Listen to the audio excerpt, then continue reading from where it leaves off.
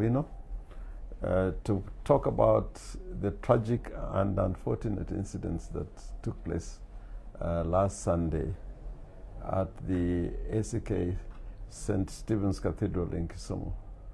I had an invitation to preside over fundraising for the Kenya Anglican Men's Association.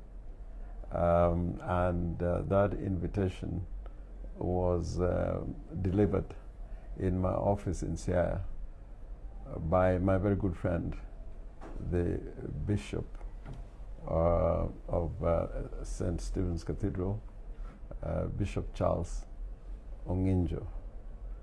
It was not a rally that we held on Sunday. It was a church service, a solemn service, followed by a harambe.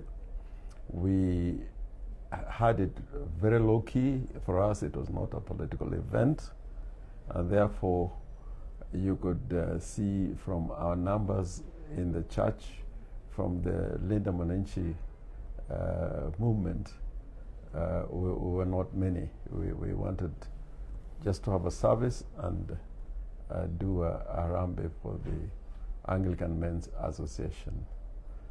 We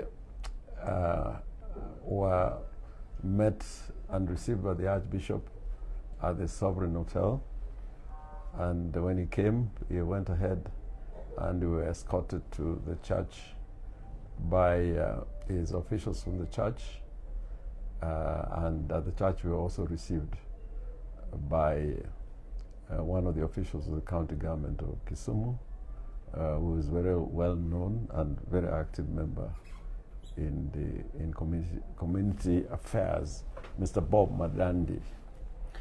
In the middle of that service, the Archbishop received a message that there was a group that had been mobilized at Victoria Park, and that group was being armed with weapons, crude weapons, including pangas, batons, machetes, and that from the look of it, they were destined to attack the church. This was actually in the middle of the proceedings in the church. So I told the bishop that the service should just go on. We had the information. We had to be calm. And the service, fortunately, was being aired live. And we had somebody who recorded that video, which is now in the public eye, was able again to record policemen gathering at Victoria Park together with this group that attacked the church. What happened then was that when that video went viral, people in Kisumu who support our position and support our movement, out of caution, came to the church, and they were not mobilized. It's just out of public spiritedness came to the church to make sure that we are not harmed.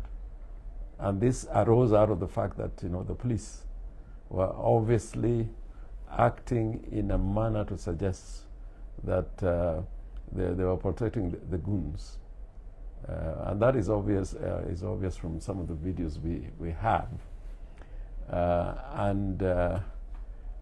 After a while, when we had finished the harambe, we had noise out of an imminent attack, and then there was shooting and tear gas canisters thrown in and around the church premises. Again, Bishop Onginjo came and appealed to the congregation to remain calm.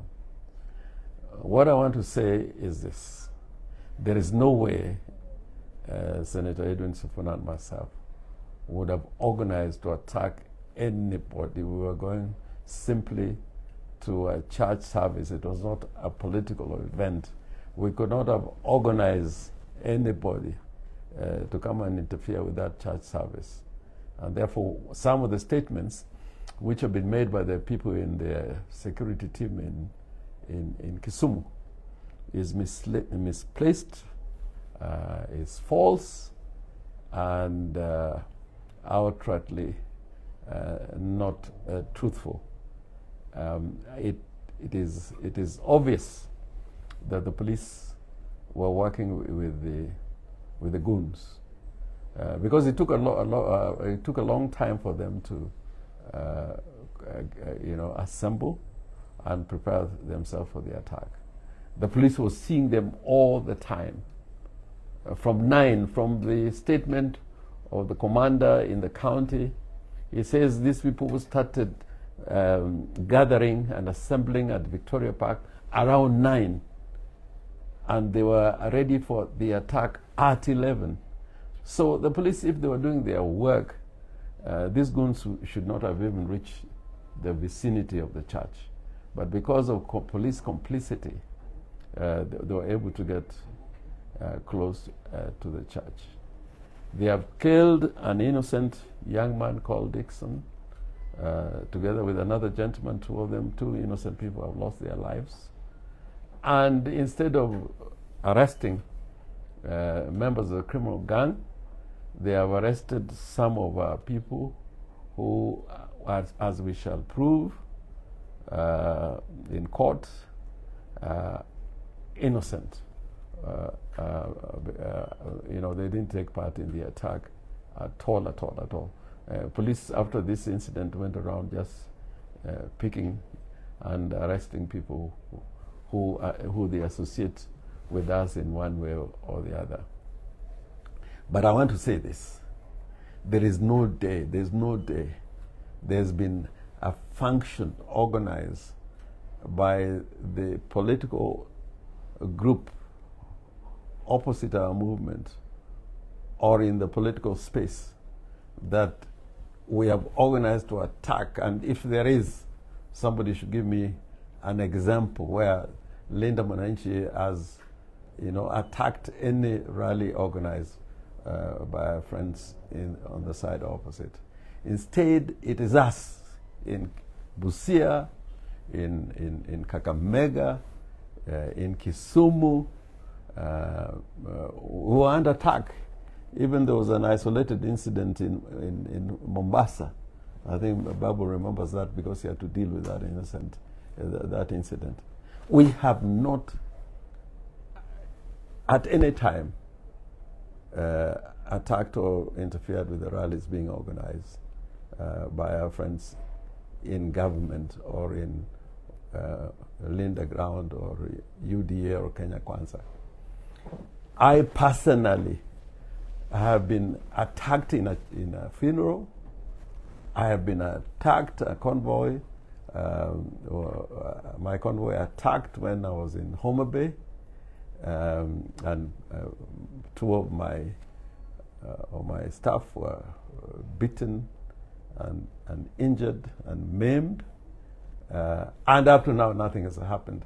Ososi was attacked, and the same group which attacked us in the church is the same group that attacked Ososi. So I want to say this: President Ruto should choose whether Kenya should become a gangland. In fact, we're already a gangland. I was up to yesterday thinking that this is a goon dom, so to speak. But we have become a gangland like Haiti. We may be forced, and this I want to say on camera, if the police cannot protect us, we may be justified to have militias. Because the response to it, if they take care of us, then we must take care of ourselves. And every time we are holding meetings, we are under attack, people are in lives, our properties are being destroyed without any reason or justification. The Haiti example, and many other countries where there's a political gangland, is a response to the failure by the state to provide protection. And attack events that are legal and constitutional then we are receding into a failed state. We are becoming a country ruled by anarchy and despotism. So I want to say that we'll stand by our friends and supporters who are being persecuted, arrested for no good reason. Remember when Jagi was arrested in Kitengela and charged with treason, or so they said they were going to charge him in treason. Treason is a serious charge. What came out of it? Nothing came out of it, because they know these were trumped-up charges. So I appeal finally to the people of Kenya, people of Kisumu, and including people of Kalau, because there were incidences there, and Nyahururu, to remain calm, to be part of the movement that is going to bring change to Kenya. I want to thank Bishop Onginjo for his leadership and calmness, and the Christians, the congregation which was